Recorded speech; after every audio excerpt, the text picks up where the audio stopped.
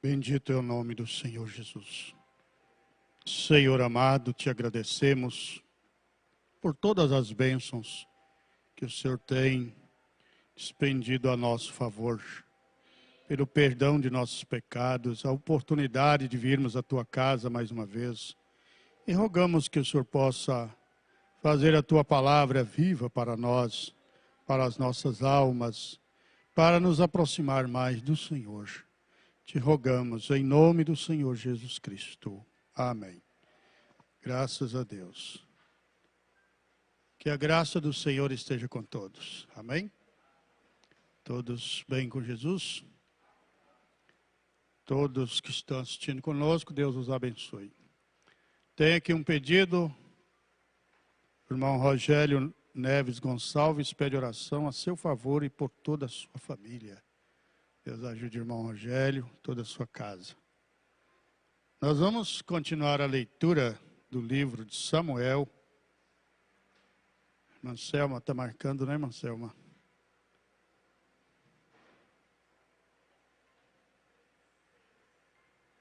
Primeiro livro de Samuel, capítulo 22, a partir do versículo 6. Graças a Deus. Podemos ficar de pé? Nós vamos ver só o versículo de pé, o versículo 6 de pé. Graças a Deus, né? É bom estar aqui outra vez. Primeiro livro de Samuel, capítulo 22, a partir do versículo 6. Glória a Deus. Todo louvor, toda honra seja dada a nosso Deus. Encontrou? Senhor, irmã Débora? Hã? Senhor mesmo? Ah, tá. E ouviu Saul que já se sabia de Davi dos homens que estavam com ele. E estava Saul em Gibeá, debaixo de um arvoredo, em Ramá, e tinha na sua mão a sua lança, e todos os seus criados estavam com ele. Senhor Deus, dê-nos a tua graça. Como pobres mortais, nós não poderíamos nem mesmo chegar diante do Senhor. Mas o Senhor proveu um sacrifício para nós. Por isso estamos nesta noite confiados. Como diz São Paulo, cheguemos, pois, com confiança diante do trono da graça, a fim de sermos ajudados em tempo oportuno. Pai amado, então nós não queremos também ser ignorantes e rejeitar o que o Senhor tem feito por nós. Então, eis-nos aqui, Senhor. Cuida de nós, de cada um de teus filhos, de tuas filhas. Em nome do Senhor Jesus Cristo. Amém. Graças a Deus. Irmãos, pode se assentar. Louvado seja Deus. Então disse Saul a todos os seus criados que estavam com ele: ouvi, peço-vos, filhos de Benjamim, dar-vos-á também o filho de Jessé, a todos vós terras e vinhas, e far-vos-á a todos chefes de milhares e chefes de centenas, para que todos vós tenhais conspirado contra mim, e ninguém há que me dê aviso de que meu filho tem feito aliança com o filho de Jessé, e nenhum dentre vós há que se doa de mim e me participe, pois meu filho tem contra mim sublevado a meu servo para me armar ciladas, como se vê neste dia. Então respondeu Doeg, o edomita, que também estava com os criados de Saul, e disse: ao filho de Jessé vi vir a Nobe, a Emeleque, filho de Aitube, o qual consultou por ele o Senhor e lhe deu mantimento, e lhe deu também a espada de Golias, o filisteu.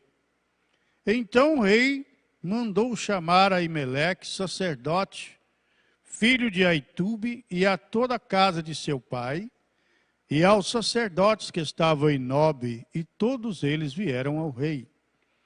E disse Saul: ouve, peço-te, filho de Aitube. E ele disse: eis-me aqui, senhor meu. Então lhe disse Saul: por que conspiraste contra mim, tu e o filho de Jessé? Pois deste-lhe pão e a espada, e consultaste por ele a Deus, para que se levantasse contra mim, a armar-me ciladas, como se vê neste dia? E respondeu Aimeleque ao rei e disse: e quem entre todos os teus criados há tão fiel como Davi, o genro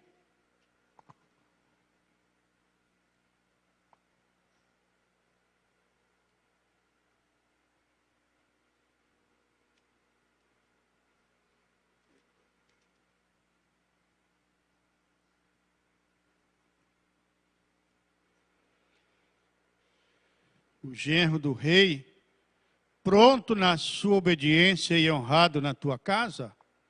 Comecei porventura hoje a consultar por ele a Deus? Longe de mim tal. Não impute o rei coisa nenhuma a seu servo, nem a toda a casa de meu pai, pois o teu servo não soube nada de tudo isso, nem muito nem pouco. Porém o rei disse: Aimeleque morrerá certamente, tu e toda a casa de teu pai. E disse o rei aos da sua guarda que estavam com ele: virai-vos e matai os sacerdotes do Senhor, porque também a sua mão é com Davi. E porque souberam que fugiu e não me fizeram saber. Porém os criados do rei não quiseram estender as suas mãos para arremeter contra o sacerdote do Senhor. Então disse o rei a Doeg: vira-te tu e arremete contra os sacerdotes. Então se virou Doeg, o edomita, e arremeteu contra os sacerdotes e matou naquele dia 85 homens que vestiam éfode de linho. Também a Nobe, cidade desses sacerdotes, passou a fio de espada, desde o homem até a mulher, desde os meninos até os de peito, e até os bois, jumentos e ovelhas, passou a fio de espada. Louvado seja o Senhor. Abiatar, um dos sacerdotes, escapa e vai ter com Davi. Porém, escapou um dos filhos de Aimeleque, filho de Aitube, cujo nome era Abiatar, o qual fugiu atrás de Davi. E Abiatar anunciou a Davi que Saul tinha matado o sacerdote do Senhor. Então Davi disse a Abiatar: bem sabia eu naquele dia que, estando ali Doeg, o edomita, não deixaria de o denunciar a Saul. Eu dei ocasião contra todas as almas da casa de teu pai. Fica comigo, não temas, porque quem procurar a minha morte, também procurará a tua, pois estarás salvo comigo. Davi livra Keila. E foi anunciado a Davi, dizendo: eis que os filisteus pelejam contra Keila e saqueiam as eiras. E consultou Davi ao Senhor, dizendo: irei eu e ferirei estes filisteus? E disse o Senhor a Davi: vai e ferirás os filisteus e livrarás Keila. Porém os homens de Davi lhe disseram: eis que tememos aqui em Judá, quanto mais indo a Keila contra os esquadrões dos filisteus.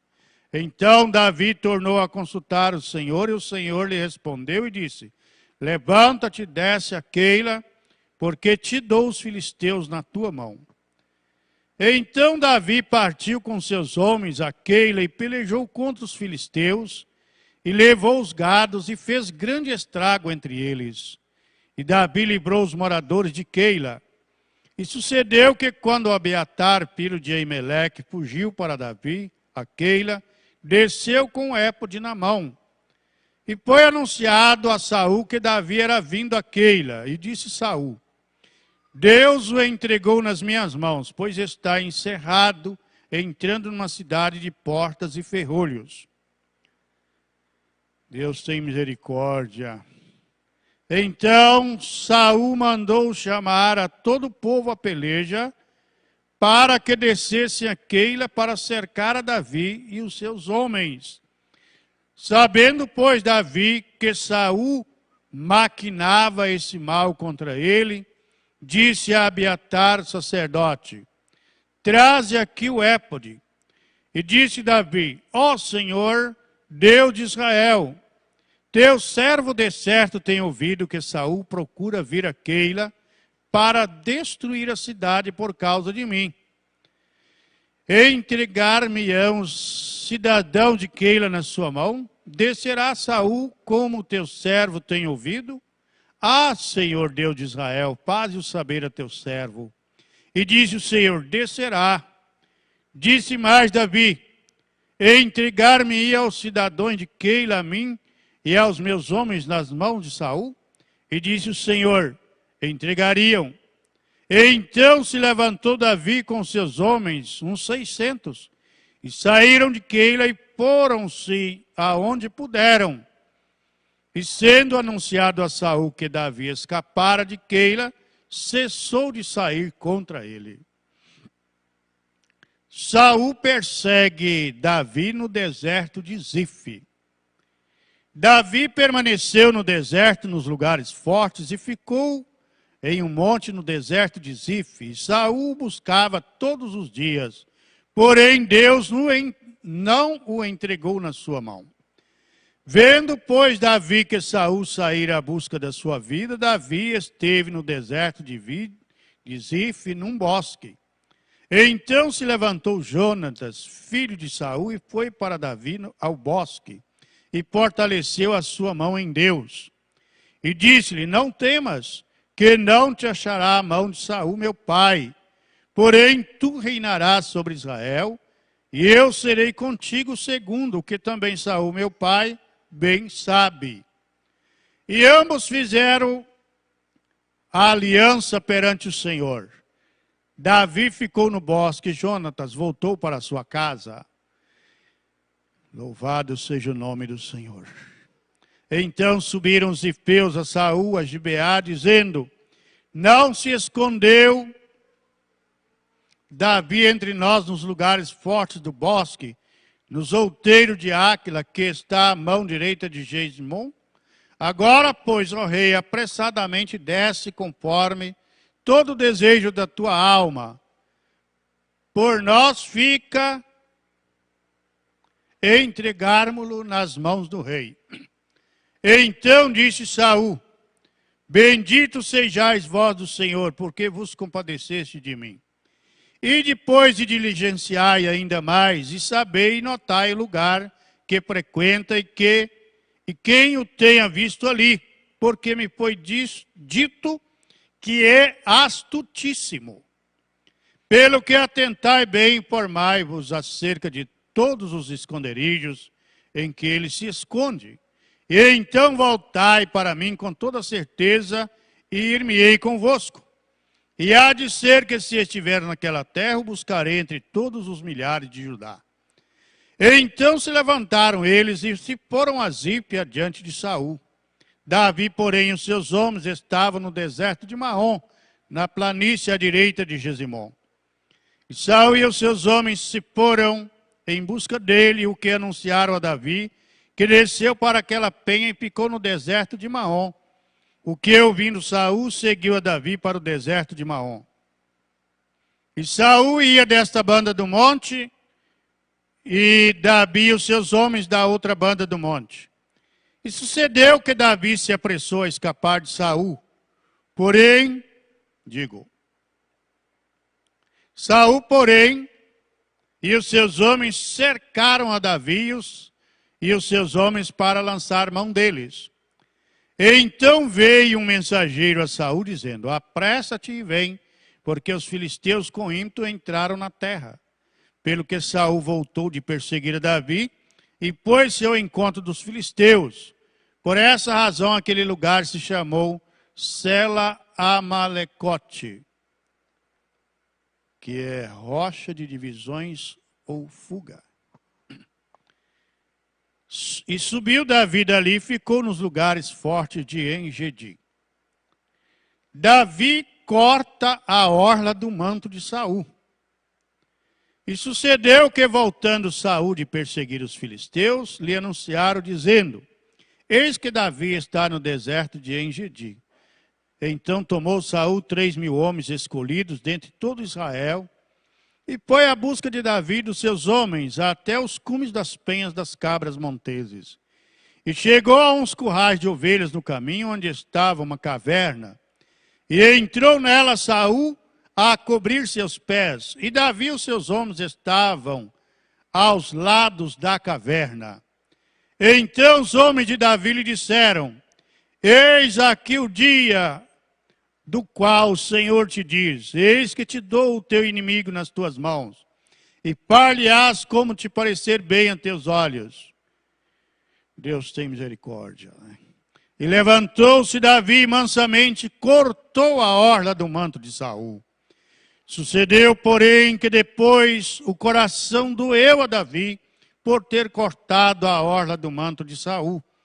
E disse aos seus homens: o Senhor me guarde de que eu faça tal coisa ao meu Senhor, ao ungido do Senhor, estendendo eu a minha mão contra ele, pois é o ungido do Senhor. E com estas palavras Davi conteve os seus homens e não lhes permitiu que se levantasse contra Saul.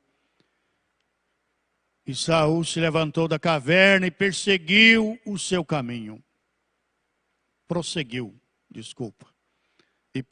o seu caminho. Depois também Davi se levantou e saiu da caverna e gritou por detrás de Saul, dizendo: Rei, meu senhor! E olhando Saul para trás, Davi se inclinou com o rosto em terra e se prostrou. E disse Davi a Saul: por que dás tu ouvidos às palavras dos homens que dizem: eis que Davi procura o teu mal? Eis que este dia os teus olhos viram que o Senhor hoje te pôs em minhas mãos nesta caverna. E alguns disseram que te matassem, porém a minha mão te poupou, porque disse: não estenderei a minha mão contra o meu Senhor, pois é o ungido do Senhor. Louvado seja o nome do Senhor Jesus. Não toqueis nos meus ungidos, nem maltrateis os meus profetas. Olha, pois, meu pai, vê aqui a orla do teu manto na minha mão, porque cortando-te eu a orla do manto, te não matei. Adverte, pois, e vê que não há na minha mão nem mal, nem prevaricação nenhuma. E não pequei contra ti. Porém, tu andas à caça da minha vida para me atirares.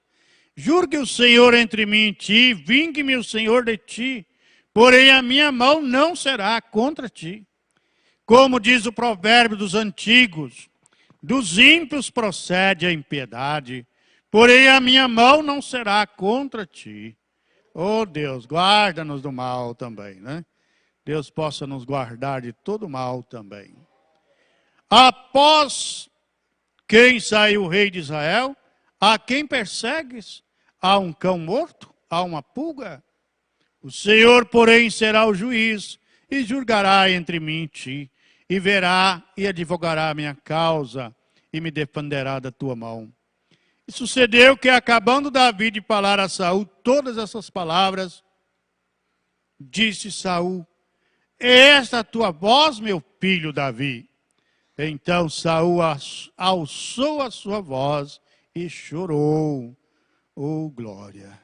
E disse a Davi: mais justo és do que eu, pois tu me recompensaste com bem, e eu te recompensei com mal, e tu mostraste hoje que usaste comigo bem, pois o Senhor me tinha posto em tuas mãos, e tu me não mataste. Porque quem há que, encontrando o seu inimigo, o deixaria ir por bom caminho? O Senhor, pois, te pague com bem pelo que hoje me fizeste. Agora, pois, eis que bem sei que certamente hás de reinar, e que o reino de Israel há de ser firme na tua mão. Portanto, agora jura-me pelo Senhor, que não desarregará a minha semente depois de mim, nem desfará o meu nome da casa de meu pai. Então jurou Davi a Saul, e foi Saul para sua casa. Porém Davi e os seus homens subiram ao lugar forte. Graças a Deus. Vamos deixar aqui, para nós lermos um pouquinho na mensagem. Deixa eu registrar aqui primeiro. 24, 22, correto?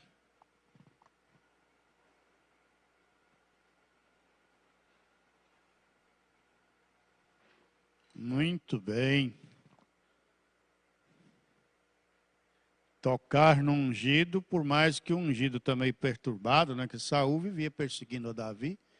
E mesmo quando Deus coloca Saul na mão de Davi, Davi só foi lá e cortou um pedacinho da roupa dele, da orla da roupa. Ele não foi para matar, foi para até tocar na orla, na roupa. De longe, né? Já pensou? Ele com espada, soldados, guerreiro. Foi lá e cortou só um pouquinho, sei lá de qual parte. E aquilo doeu a alma dele, né? Que Deus pudesse fazer as nossas almas doer quando porventura viermos a tocar em algum ungido. Ungido, ungida, né? Filho, filha de Deus. Para que pudéssemos arrepender e chorar. Né? E que Saul também, né, se tem algum aqui com espírito ruim também, possa também arrepender, né? Saul chorou. Olha o tratamento que ele deu a Davi. Ó, é a sua voz, filho. Olha que como ele mudou ali o comportamento dele na hora, né, quando a presença de Deus tomou conta dos dois. É a tua voz, filho. Glória a Deus. Nós vamos ler nas quartas-feiras, se Deus der a permissão, a mensagem: ide e dizei aos meus discípulos. Ide e dizei aos meus discípulos. Nós terminamos de ler a mensagem Estatura de Varão Perfeito. E agora nós vamos ler esta aqui. Tocar nos ungidos de Deus, na igreja de Deus, é perigosíssimo, né? Se você tem o direito de discordar, mas não tem o direito de tocar. Tem as reuniões, tem as maneiras de você discordar. Né? Ou se de tudo a pessoa não concordar mesmo, ela tem o direito de procurar outro lugar para ir. Tem um direito, não é? Brasileiro. A mensagem nos dá esse direito. Agora, tocar é complicado. Né? As consequências são terríveis. Tocar nos filhos de Deus. Né? Tocar no povo de Deus. Ide dizer aos meus discípulos. Parágrafo 1, começando aqui na mensagem. É um privilégio realmente vir à casa de Deus tão cedo esta manhã e adorar o nosso Senhor, o nosso Cristo ressurreto. Acabei de chegar, não faz muito. Nós tivemos uma maravilhosa reunião missionária ontem à noite, um reagrupamento. Preguei direto até quase meia-noite. E levantei esta manhã para adorar nosso Senhor Jesus Cristo. Qual maravilhoso é nos ajuntarmos, nos reunirmos. Oh, glória a Deus. Né? Como o irmão Tom acabou de dizer, hoje foi o dia quando ele provou que ele era. Qualquer um poderia morrer, mas se necessita de Deus para ressuscitar. Em sua vida, ele parecia Deus. Ele pregava como Deus. Ele curava como Deus. Ele agia como Deus. Ele era Deus. E ele provou na manhã de Páscoa que ele era Deus. Ele era mais do que um homem. Ele não era um profeta, embora fosse um profeta. É isso mesmo, ele não era um profeta, embora ele fosse um profeta. Ele era um bom homem, embora ele fosse mais que um bom homem. Ele era Deus. E este é o dia em memória de sua ressurreição, pois ele provou. Se fizéssemos uma viagem esta manhã e descêssemos até o rio Ganges, você encontraria ali mães sacrificando seus bebezinhos a jacarés, crocodilos, os jogam ali. Você fala de sinceridade? Elas tomam seus bebês gordinhos e os lançam ali para que os crocodilos os triturem. Isto é sinceridade profunda. Já pensou que coisa, hein?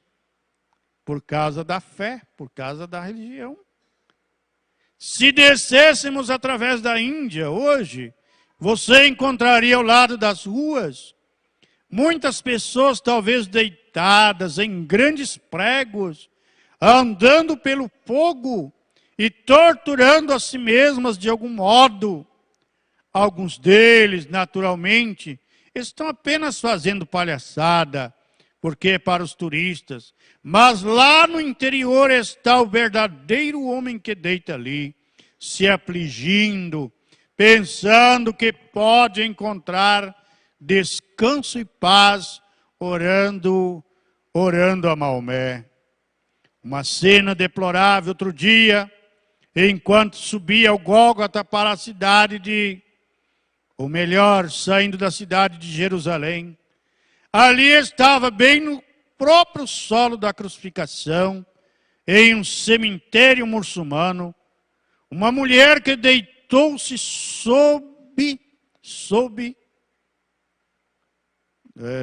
debaixo, um monte de ervas silvestres que ela havia colocado ali, com um velho pedaço de pão preto. Ela estava deitada ali fazia dias, chorando pela alma de seu amado que havia partido, bem no solo onde a cruz havia estado. E então ver o mundo em sua condição pagã. Eu estava falando com o irmão Gados, há não muito tempo atrás. Ele havia acabado de retornar da China. Ele disse: irmão Brana, foi uma cena deplorável de ver na China. Disse, alguns deles talvez com suas mãos levantadas por uns 40 anos. Que coisa, hein? A gente, meia hora de culto, a gente já dá vontade de ir embora, hein? E as mãos levantadas ali, 40 anos. Imagine, gente. O que nós temos? Nós vemos aqui um pouquinho. Nós lemos a palavra, nós voltamos para casa saciados. Você ouve um hino, ouve uma pregação, você canta, faz sua oração. Você tenha comunhão com o verdadeiro Deus, com o verdadeiro Criador. Olha o que as pessoas fazem para obter essa paz com o Eterno. Dão seus filhos gordinhos para o jacaré. Imagina, não cabe na cabeça da gente pegar.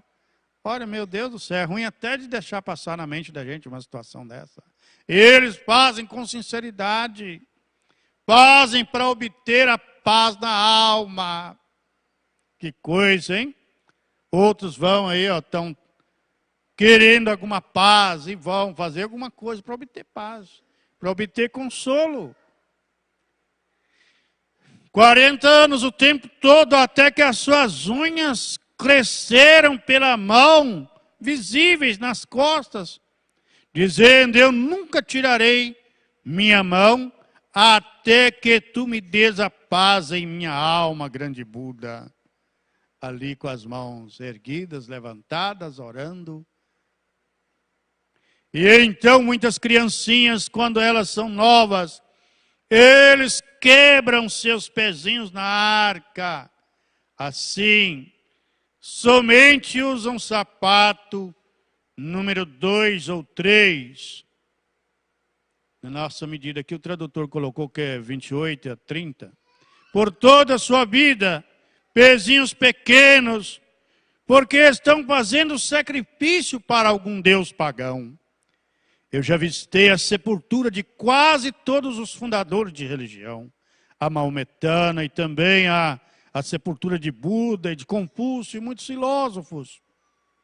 Mas hoje, acima de tudo, nós cristãos podemos levantar nossas cabeças e cantar: Ele vive, Ele vive. Glória a Deus. Cristo Jesus vive hoje.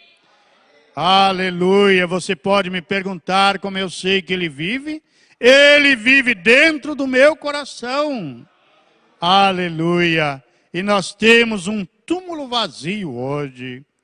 Cerca de 2 anos atrás, eu estava indo para a sepultura bem cedo, certa manhã, para colocar uma flor na sepultura da mãe do meu garoto, que havia falecido, e sua irmãzinha, que descansa nos braços dela, aqui no cemitério White Ridge. E enquanto íamos, o garotinho parou repentinamente, 2 ou 3 vezes, enquanto chorava, trazendo um vasinho de flores. Nós nos ajoelhamos ali, tiramos nossos chapéus e os colocamos na sepultura, ao lado da sepultura. E eu levantei minha mão e coloquei meu braço ao seu redor e disse: Billy, aí estão sua mãe e sua irmãzinha. Seus corpos estão aqui embaixo, suas almas na presença de Deus. Mas além do mar, do outro lado, existe um túmulo vazio hoje, que é um memorial a todos os cristãos. Ele vive, Ele vive. Essa é a base fundamental de nossa fé cristã, que Jesus Cristo vive hoje. Oh, glória a Deus. Agora, como estava escrito no jornal, agora geralmente no nosso culto de Páscoa, ao nascer do sol, nós normalmente cantamos um hino ou 2 e passamos a maioria do tempo aqui no tabernáculo. Se houver algum visitante conosco, bem, a maior parte do nosso tempo aqui é na palavra. Somos pessoas fortes em crer na palavra de Deus. E fundamentalmente eu penso que essa é a pista e este é o lugar que está certo. Oh, louvado seja Deus. E hoje eu tenho algumas coisas bastante vitais das quais desejo falar, da ressurreição, algumas coisas fundamentais. E eu desejo anotar algumas coisas, eu mesmo, enquanto prossigo. Primeiro, vamos ler aqui na Escritura, em Mateus capítulo 24, ou melhor, capítulo 22, e começar com o versículo 41. Eu quero ler um texto da Escritura, e então voltarmos à ressurreição. Meu tema do culto nesta manhã está aqui. Enquanto os fariseus estavam reunidos, me perdoe, eu abri no lugar errado, na minha leitura do texto. Foi em Mateus no capítulo 22, eu creio. Só um momento, sinto muito, pois eu cheguei tarde ontem à noite e não preparei o texto corretamente, esta manhã, onde encontrar a leitura de minha escritura. Oh, sim.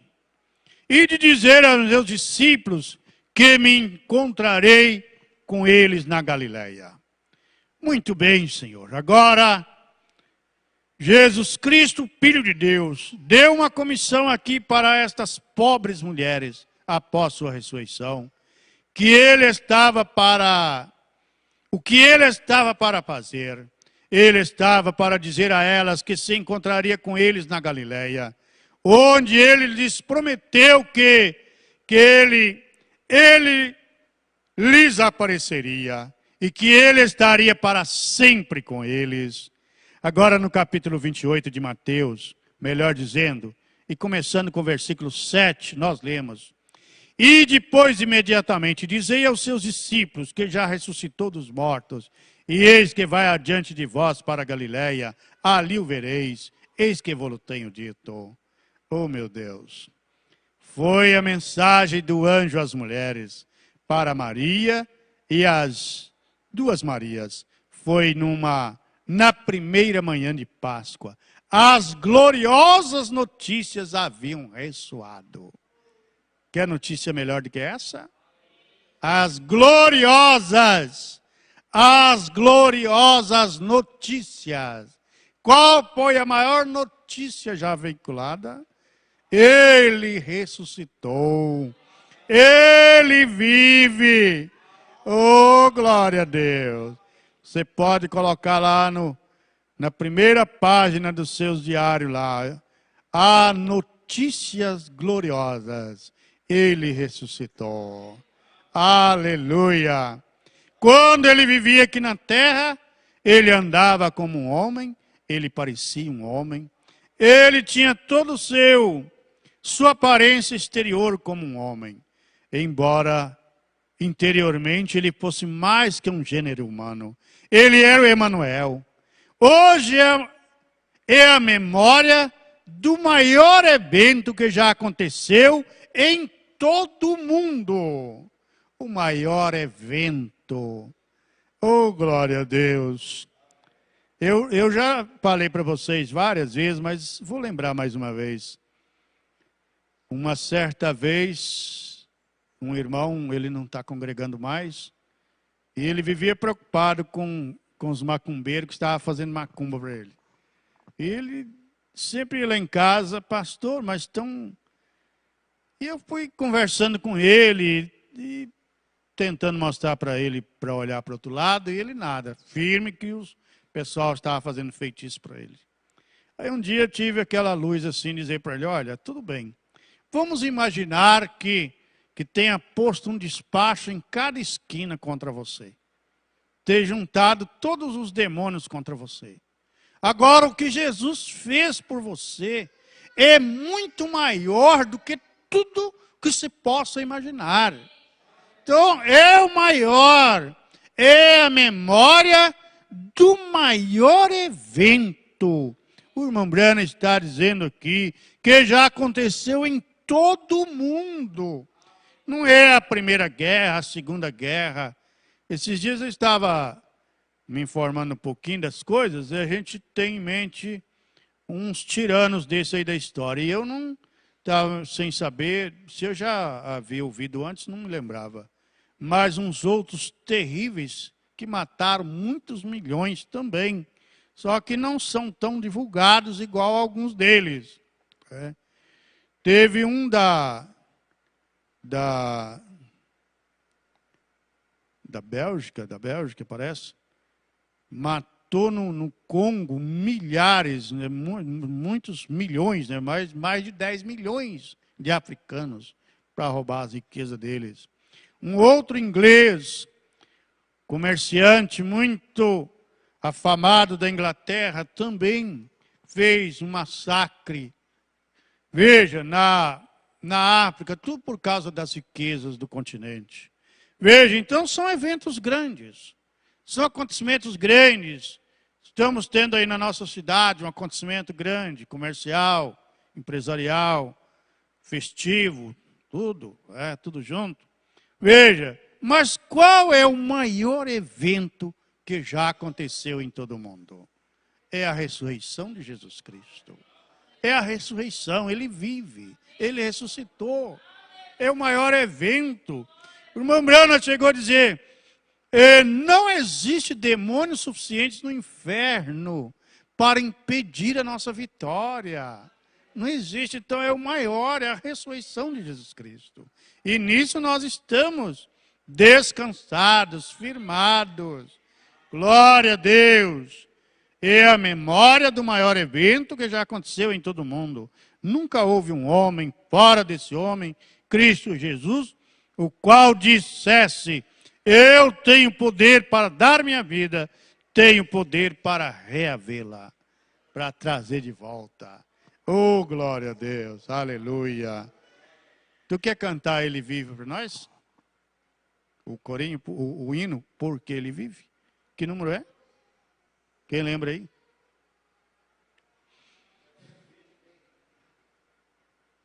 Canta aqui para nós, por favor. Hoje é 27 do 7. pode vir. 2016, quarta noite. Sim, senhor.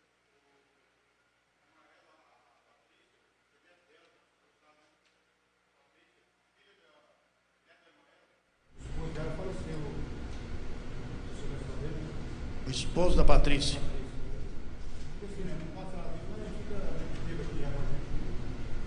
Me falaram agora à noite. Vamos levantar nossas mãos por eles, né? Hora difícil, né? Um homem novo, né? Novo, 20 e poucos anos. 30. Oi? Os meninos dele vêm aí, né? 20 e poucos anos, 30 anos, menos de 30. Novo aí. O que foi? Diz que é pau? Ora, lembrar deles, né? Deus console as almas, os corações e as crianças, né?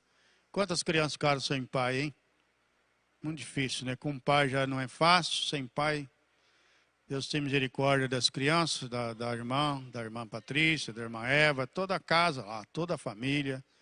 Deus sabe melhor, Deus faz a ferida, Deus cura a ferida. Pedimos que o Senhor possa curar as feridas. Nós não podemos fazer nada, mas podemos confiar em Ti, que o Senhor é o nosso ajudador, socorro bem presente na hora da angústia. A Tua filha, a irmã Eva, ajude ela, Senhor, nas suas pelejas e toda a sua casa. Em nome do Senhor Jesus Cristo. Amém. Amém. Vamos cantar. É o 336. Deus enviou seu Filho amado. Isso aqui é para mim? Deus enviou seu Filho amado para nos salvar e perdoar. Na cruz morreu por meus pecados,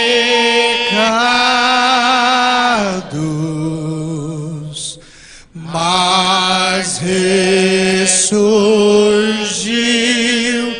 e vivo com o Pai está, porque Ele vive,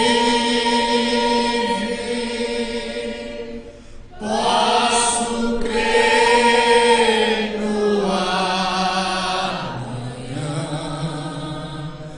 porque Ele vive. Temor não há, mas teu bem sei, eu sei que a minha vida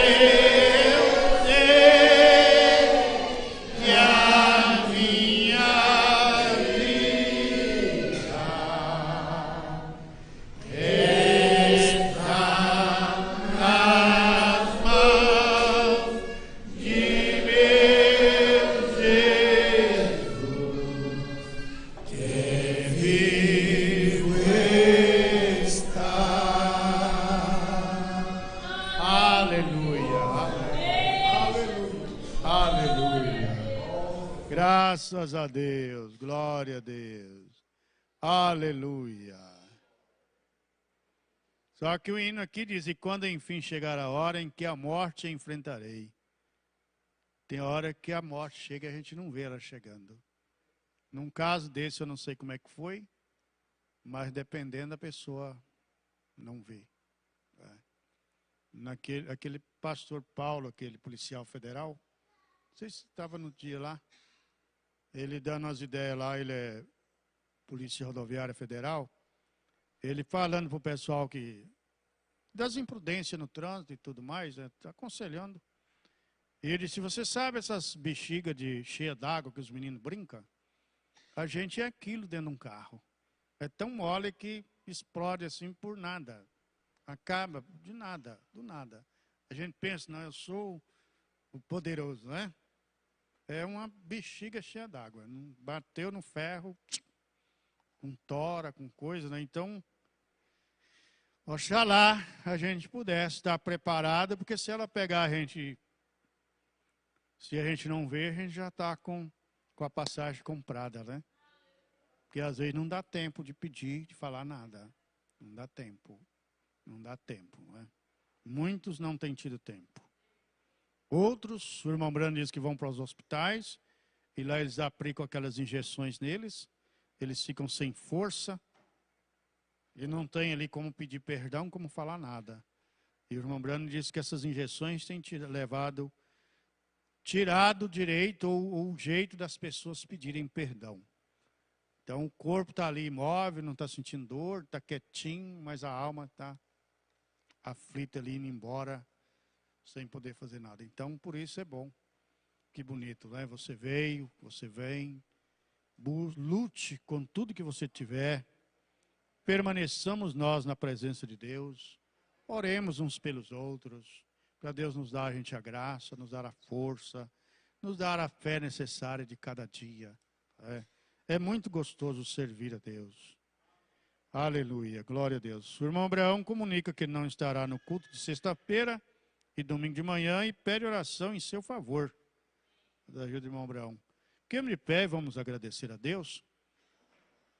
Sexta-feira tem culto de oração às 19h15, domingo pela manhã, escolinha com as crianças, a partir das 8 horas, um pouquinho antes das 8, é bom. E 8h45 a escola dominical com toda a igreja, e à noite às 19 horas também o culto da pregação da palavra de Deus. O irmão Rogério podia agradecer para nós? Quer vir aqui à frente? Quer vir aqui? Então, fique à vontade.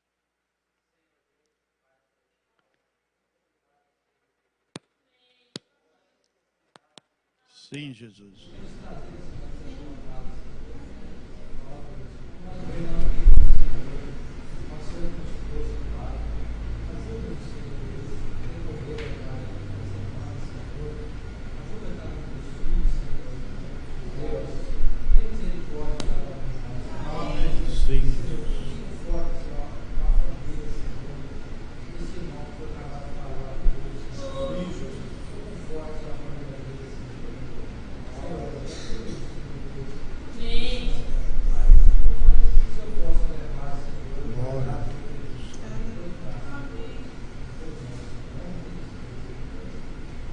Amém. Glória a Deus. Abençoe outro mais uma vez e até outra vista. Deus os recompensa por tudo. Quem quiser ficar à vontade, fique à vontade, orar um pouquinho.